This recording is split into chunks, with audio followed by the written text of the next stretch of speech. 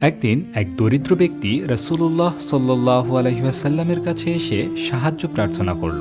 রাসূলুল্লাহ সাল্লাল্লাহু আলাইহি ওয়াসাল্লাম তাকে এক মুঠো খেজুর দিয়ে বললেন, এই খেজুরগুলো নিয়ে যাও এবং এগুলো বীজ হিসেবে ব্যবহার করে চাষ করো।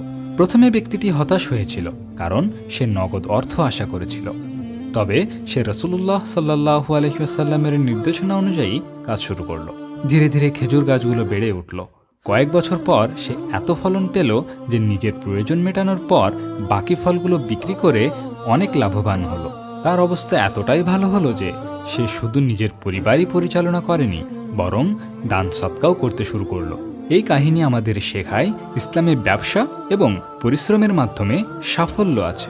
ধৈর্য এবং পরিশ্রমের মাধ্যমে হালাল পথে রিজিকের চেষ্টা করুন, আল্লাহ তাতে বরকত দান করবেন।